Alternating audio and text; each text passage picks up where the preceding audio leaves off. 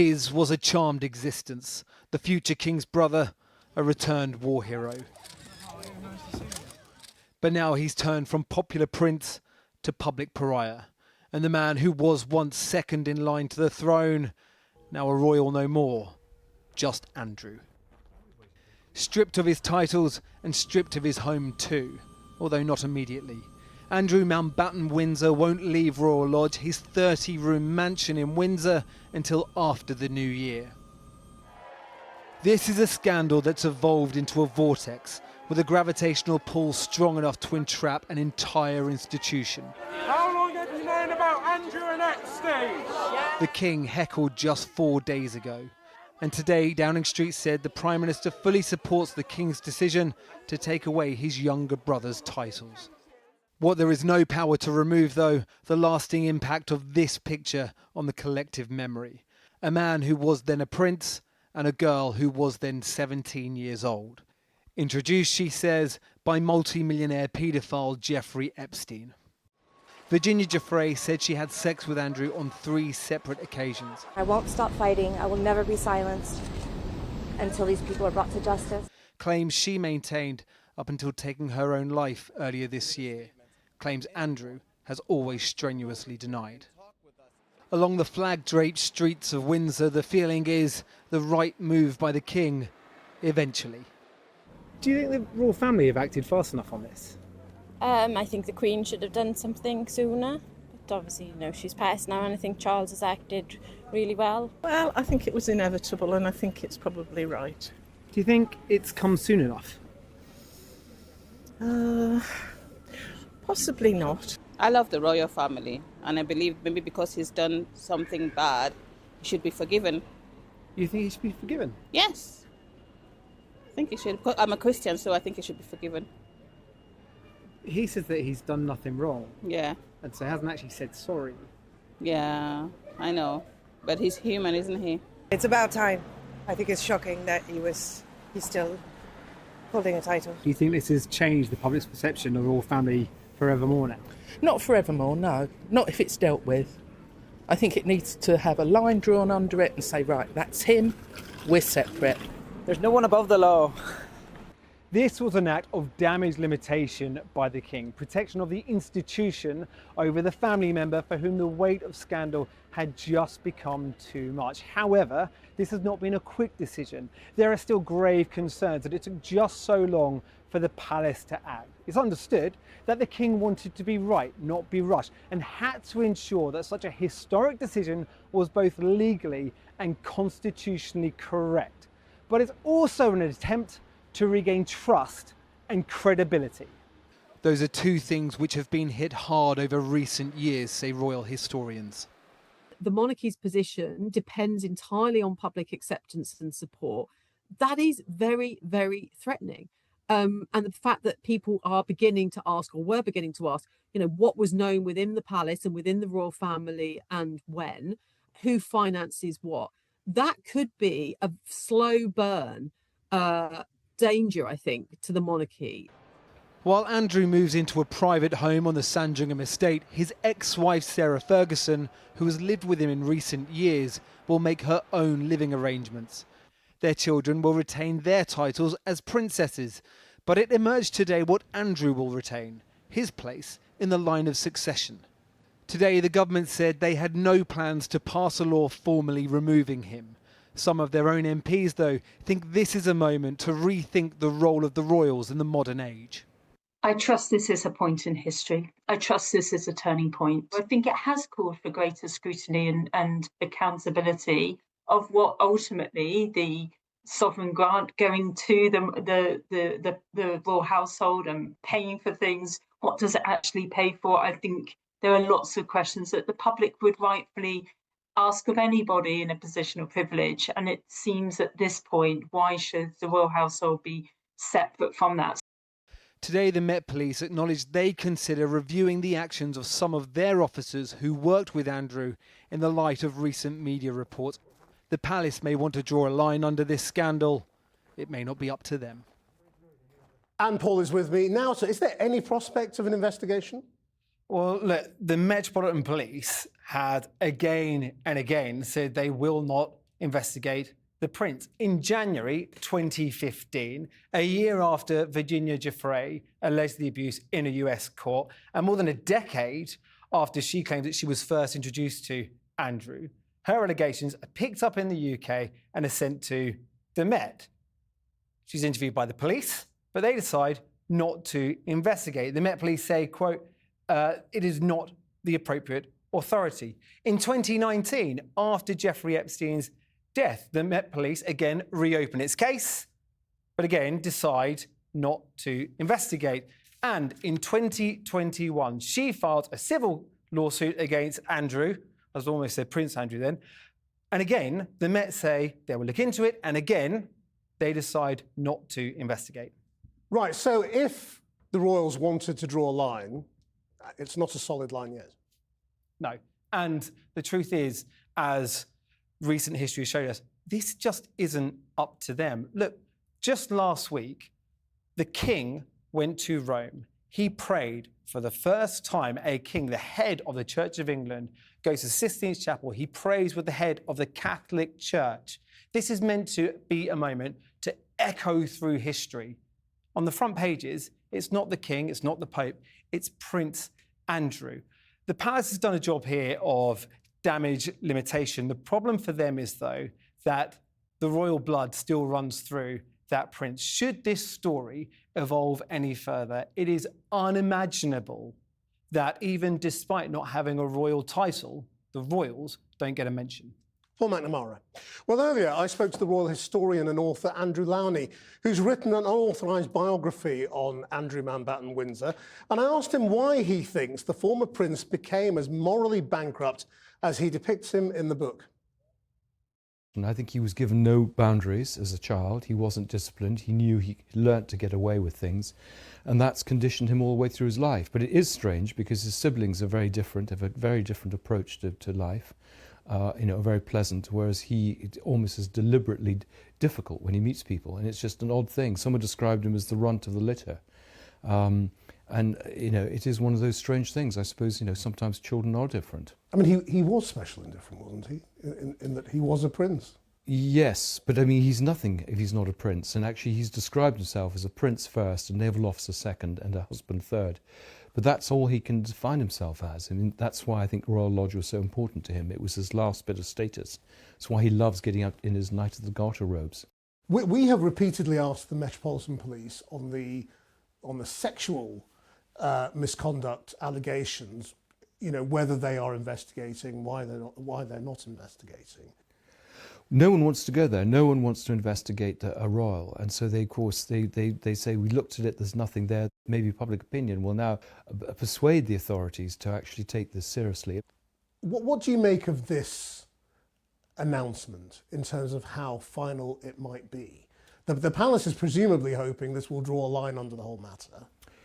Yes, I mean, it's a statement they should have made 2 weeks ago, or indeed what they should have done several years ago. But I mean, I welcome it. It's a change. I mean, there were two things that people were concerned about, which was living in Royal Lodge, which was a Crown estate in this very cosy arrangement, and that he had these titles. And I think, they've dealt with that.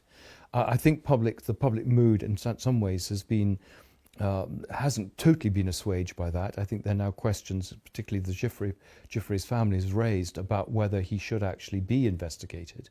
I think there are grounds to do that, and I think he needs to make himself available to the authorities here and in the States. I think the King probably has done as much as he can. I mean, he's trying to try and hide the problem, because clearly there was collateral damage. People were asking wider questions about royal privilege and accountability, and clearly that wasn't somewhere they wanted to go. I mean, neither he nor Sarah Ferguson at any stage have explained anything about their relationship with Epstein, or indeed often when these court cases have come up, explained where the money's come from. So I think they need to come clean. Maybe it's time for another Newsnight or Channel 4 interview. And nobody in their right mind would advise him to speak to anybody other than anyone he absolutely is forced to speak to, would they? Well, I mean, in some ways, of course, he can only incriminate himself probably at this stage. But if people, I think people are calling for something, and this is why I think probably, the only thing that's going to happen is if there is an investigation, and if it's found there is a case there, he is charged. I think that's the only way forward now in terms of assuaging public opinion and what he's prepared to do. And what about the rest of the royal family? Do you think they need to say what they think he has done wrong? I think in some ways maybe they understandably want to draw a line under this. We now need a wider debate about, for example, Crown Estate properties and and particularly non-working royals who are living in grace and favour houses, about maybe the introduction of a royal register, about actually looking at the exemptions under the Freedom of Information Act. And I think we're moving towards at least some parliamentary scrutiny of them, which of course wasn't allowed under Erskine May until now. So there are lots of things I think that could change that would, for them, would help, because if there's nothing to hide, then they should be very happy to appear accountable. In the last couple of weeks, there was lots of speculation that he would effectively be banished, out of the country, Switzerland, Dubai, somewhere like that. Yeah. Why has that not happened, do you think? Well, I mean, that's certainly what happened to the Duke of Windsor, and that clearly would have been easier for the optics to have him out of the way. But in some ways, going to the Sandringham private estate is almost the same. He can still have his shooting weekends. No one needs to know about them. He doesn't need to actually appear ever again in public. And they kind of erased him in the way they erased Prince John and indeed the two cousins of the Queen Mother. I mean, these sorts of things tend to have a life of their own in terms of scandal and where the public goes with it. Yeah. And you think you might be able to control it with a good statement, but you can't. Yeah, well, as I say, I'm sure they're watching to see what the public mood is, and making and to see if this is going to be an issue that gets raised again, and they have to address it. Right. So in terms of sort of the lessons for the future, is that work being done, do you think? Well, it's been raised time and time again and goes nowhere. And as you say, maybe the public mood has changed and is looking for some change. I don't think the change is going to come without it being forced on the royal family. So it needs to come from media or parliamentary pressure. Andrew Lowney, thank you very much. Well, Virginia Giuffre's family say Andrew should face questions in the US, where President Trump is still under pressure to release all of the Epstein files. Let's get more from our US editor, Anushka Astana in Washington. We know that Jeffrey Epstein had lots of powerful friends, not just Andrew. We've already seen Peter Mandelson have to resign as US ambassador here in Washington, D.C. because of a scandal linked to his friendship with Epstein. And we also know that Donald Trump was once a friend of Epstein. Now, as you say, the president has been under massive pressure to release the so-called Epstein files. He says thousands of documents have been put out there. But don't be distracted by that. Our own Channel 4 News investigations have shown there are well over 1 million documents, and people want to know what evidence they lay bare. Now, there has been a bipartisan push by Congress, by the representative on the Democratic side, Ro Khanna, and his Republican colleague, Thomas Massie, to release these files. They put forward a bill in July, but they struggled to make progress. First, they needed enough support. Democrats were on board, slowly, so were 4 Republicans. And then last month, they got the final vote they needed. A new Democratic congresswoman voted for in Arizona, Adelita Grijalva, who gives them the numbers. But here's the problem. The Republican Speaker, Mike Johnson, won't let her take her seat because we're in the middle of a government shutdown. Politicians can't agree a budget. So the federal government here isn't operating, and until it does, that vote can't happen. Of course, Trump did originally say he would release the files. You know, this is the irony in all of this. Some of the loudest proponents for those files being released are Donald Trump's own base, his MAGA supporters. And yes, he suggested once that he might release them. His Attorney General, Pam Bondi, said that the files were on her desk, even implied that there was a client list. But the president has changed his mind. He now says this is a Democratic hoax. He says that people don't care about this. And so for now, the pressure has eased. But here's the thing. The shutdown cannot go on forever. Thanks, Anushka. Well, joining me now is the US lawyer Gloria Allred, who has represented 27 survivors of Jeffrey Epstein's abuse. Thank you for joining us. Do you think these very dramatic and historic developments in Britain are having an effect on your quest for justice in America and the campaign to get these papers released? Well, I think it's very important. I would respectfully disagree with your correspondent that because there's a shutdown, they can't swear in the Democratic newly elected representative from Arizona, who would cast the deciding vote to discharge and to require that the Epstein files be released.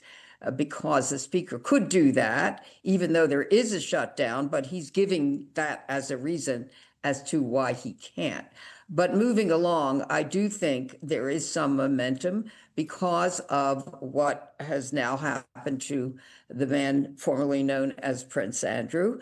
And I, as you may know, I have been urging publicly for years in the UK and elsewhere that Andrew speak to law enforcement. In fact, years ago, the United States Attorney in New York publicly urged him to speak to the FBI and/or Homeland Security when they were investigating Jeffrey Epstein. That was very unusual for the U.S. Attorney to go public with that, and I supported that. I even hired a school bus to drive around Buckingham Palace with a photo of Prince Andrew and handwriting or a language which said, "If you see this man, please ask him to contact the FBI." I included the telephone number and www. But that's a voluntary idea, isn't it? Is any US law enforcement now currently asking for him to contact them? I mean, isn't that what we need to see next? It's a good question. I don't know the answer. But I think now that Congress is doing an investigation of Jeffrey Epstein, at least the House Oversight Committee in the United States House of Representatives, they have subpoenaed some people to testify at a deposition, meaning under oath. I would like them to subpoena Andrew. But having said that, he doesn't need to be subpoenaed.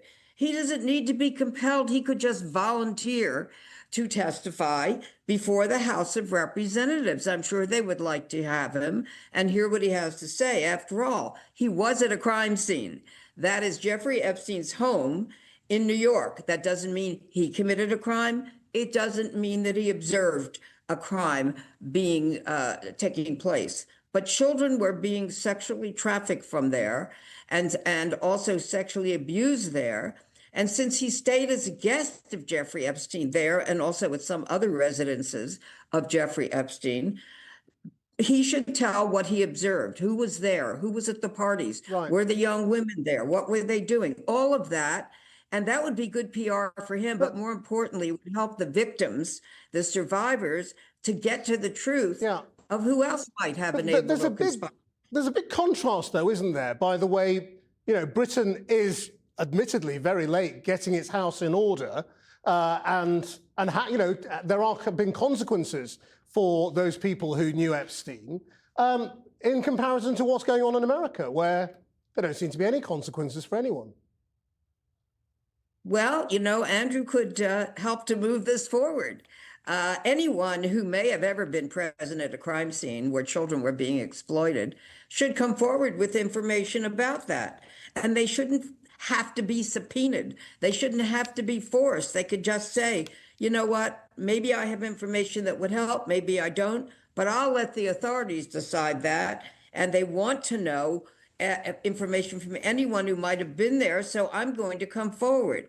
But he doesn't seem to want to do that. He said years ago, well, he doesn't have any information that might help. I'm paraphrasing, but that was the essence of it. That's not for him to decide. Congress can decide that. Law enforcement can decide that. And Andrew has to stop hiding and come now. He's suffered some punishment, but now he needs to actually help the victims, and he could help them by doing this. Gloria Allred, thank you very much indeed.